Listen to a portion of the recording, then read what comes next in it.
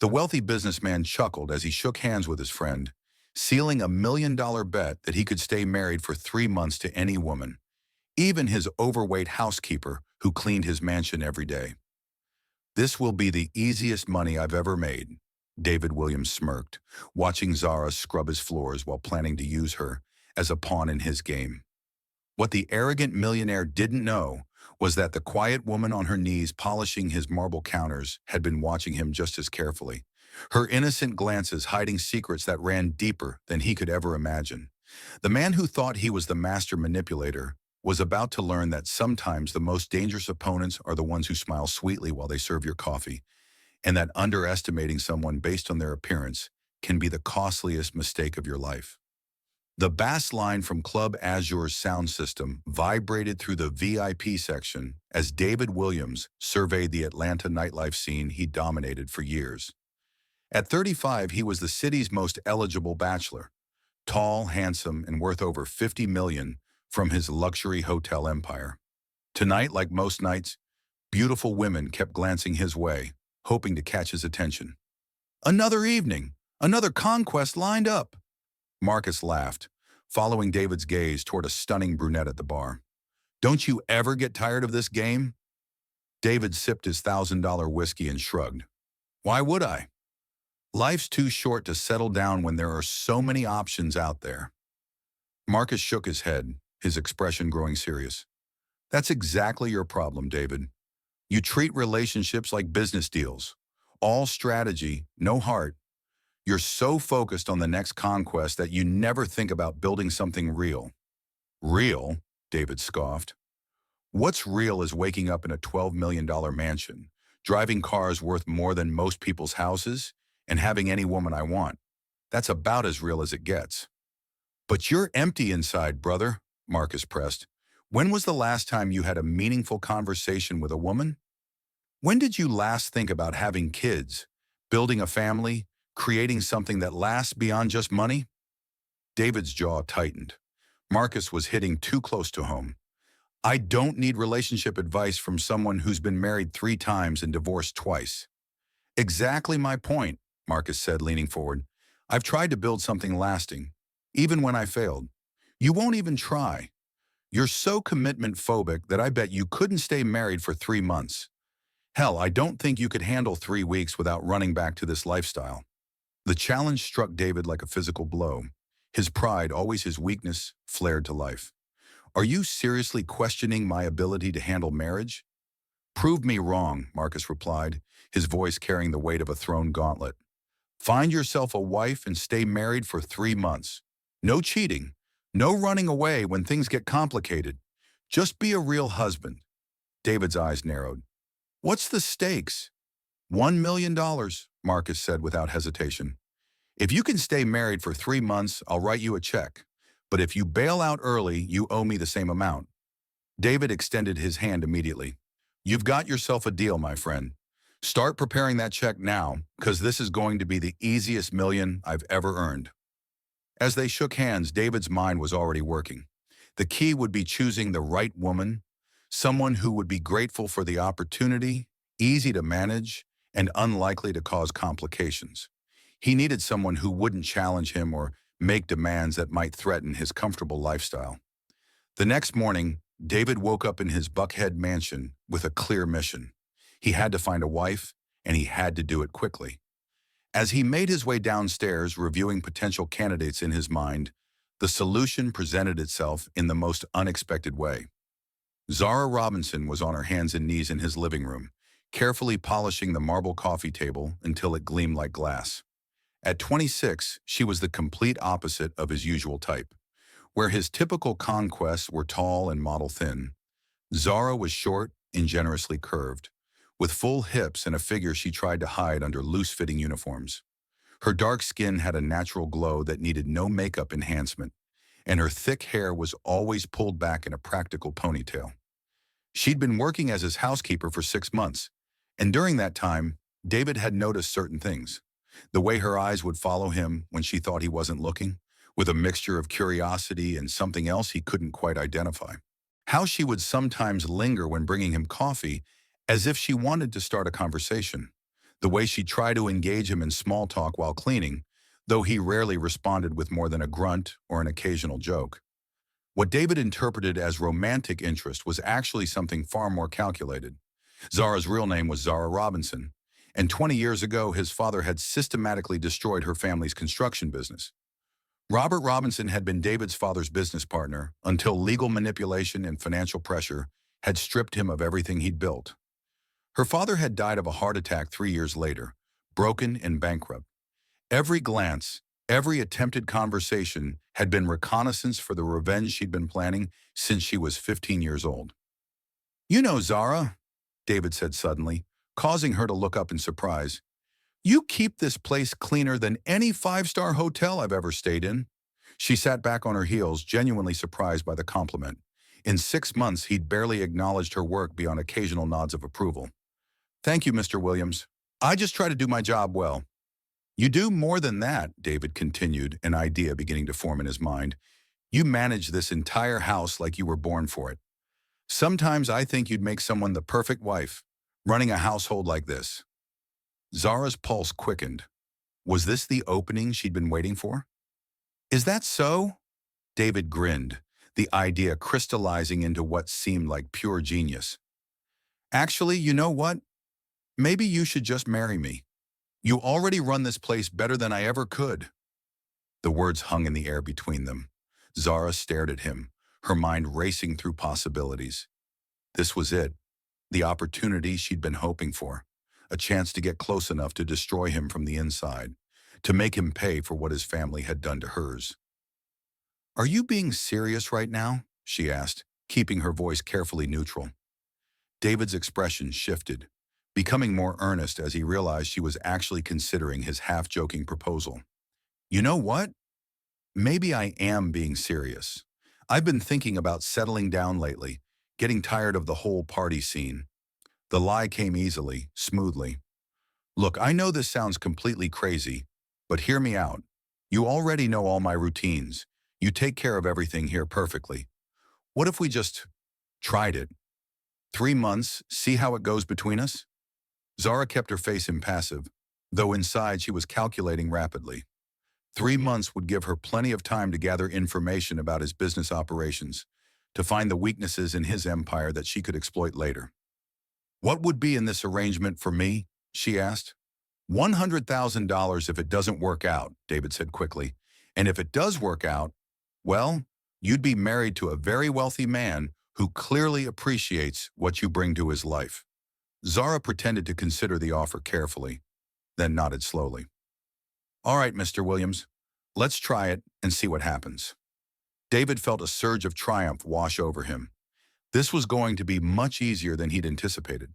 2 weeks later, they found themselves standing in Atlanta City Hall, exchanging vows in a ceremony that felt more like finalizing a business contract than celebrating a wedding. Zara wore a simple white dress she'd purchased from a department store, while David played the role of a reformed playboy, finally ready to settle down with the right woman. The first month of their marriage unfolded exactly as both of them had planned. Zara continued managing the household with her usual efficiency, while David went about his business routines, both maintaining careful emotional distance. She used this time to study his daily patterns, his business practices, and his potential vulnerabilities, all while playing the role of the grateful wife. But something unexpected began happening during the second month. David started coming home earlier from work. Instead of heading out to his usual clubs and social events, he'd find himself sitting in the kitchen while Zara prepared dinner, asking about her day and sharing details about his own.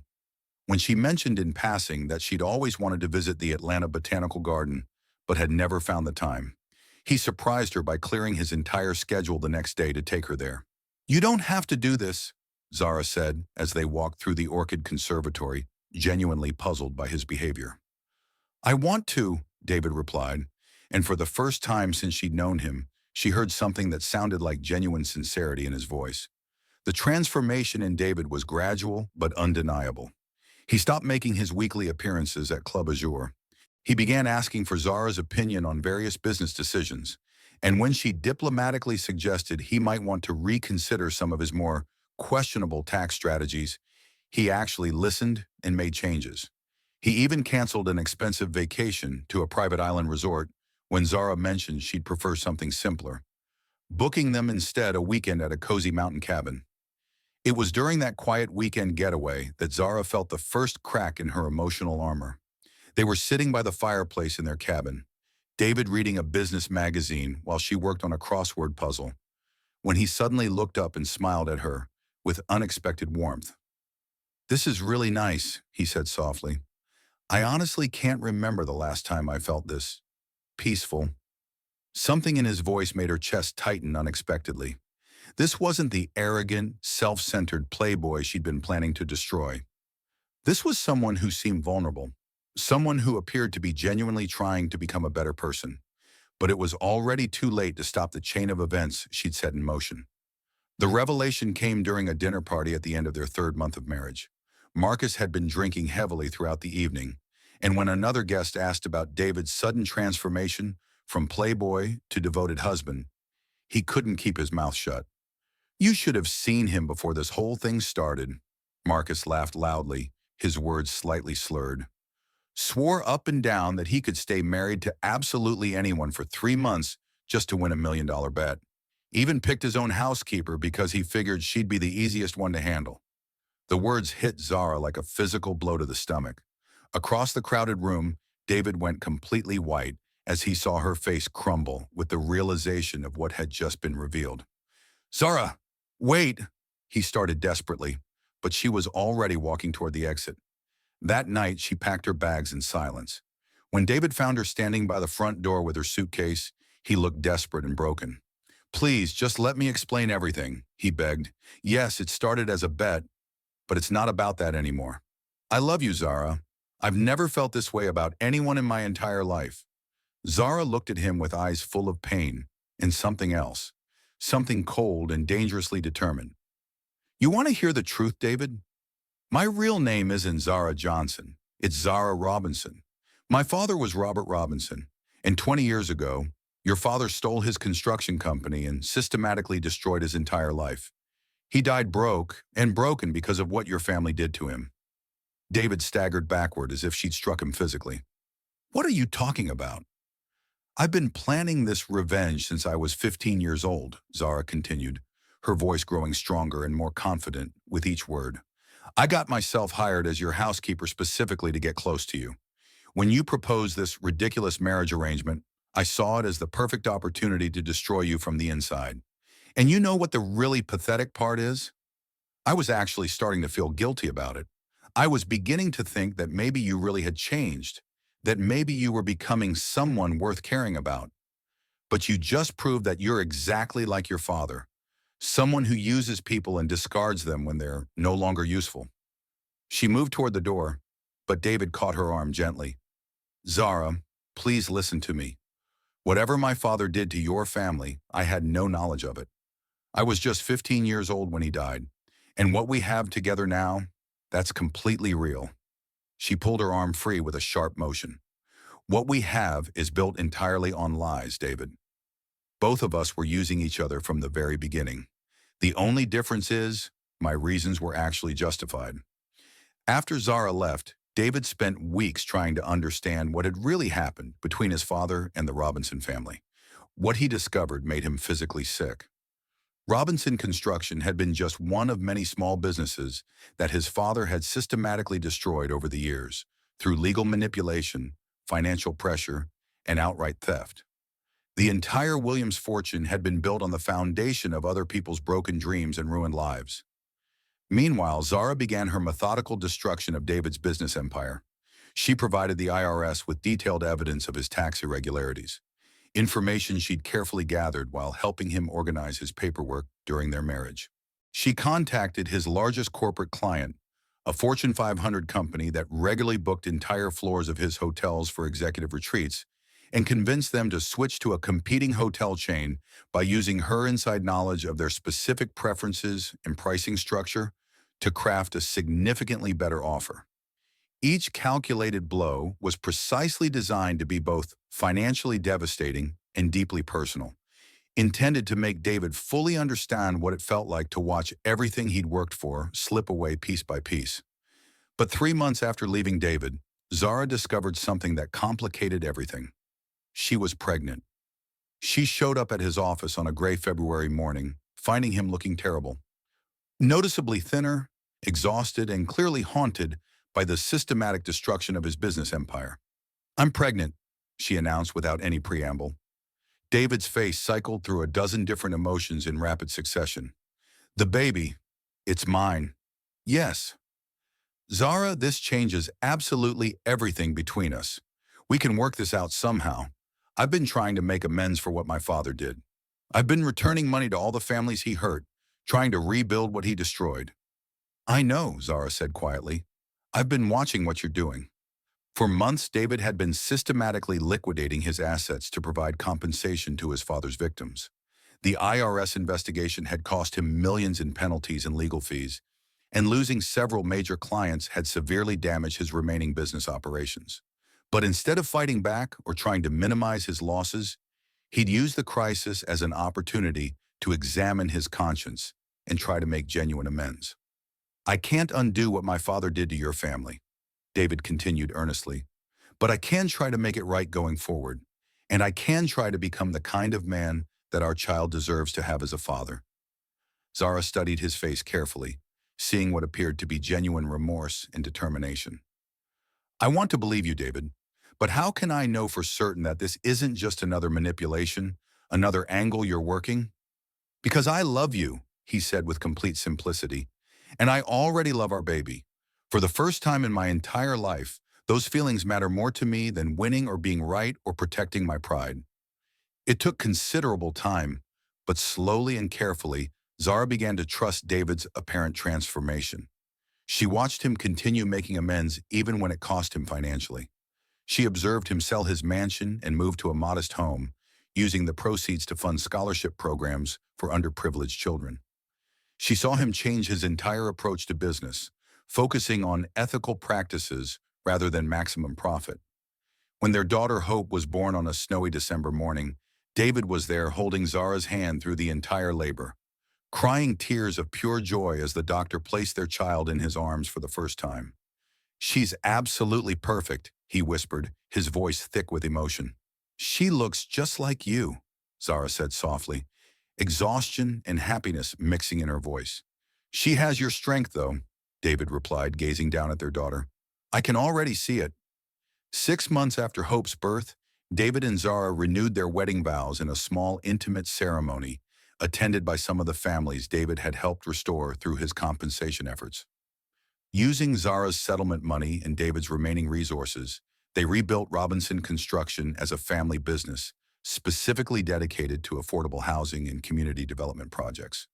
Their marriage wasn't easy. Both of them carried significant emotional scars from their deception-filled beginning, and learning to trust each other completely took considerable time and effort. But they were genuinely committed to honesty, open communication, and building a life together based on love rather than manipulation or revenge. Years later, when Hope was old enough to understand complex adult relationships, David and Zara told her the complete story of how they had met and fallen in love. "So you married Mama because of a bet?" Hope asked, her dark eyes wide with fascination. "That's how it started," David admitted honestly. "But that's not why we stayed married or why we're still together now. We learned that real love isn't about winning or losing," Zara added, brushing their daughter's hair gently. "It's about choosing to build something beautiful together, even when it's difficult." Hope nodded with the serious expression children get when they're processing important information. "And sometimes the best things come from the worst beginnings?" "Exactly right," David said, pulling both his wife and daughter into a warm embrace. "Sometimes losing everything you thought you wanted is the only way to discover what's truly valuable." As they sat together on their front porch that evening, watching Hope chase fireflies in their modest but beautiful garden, David reflected on the incredible journey that had brought them to this moment of peace and contentment.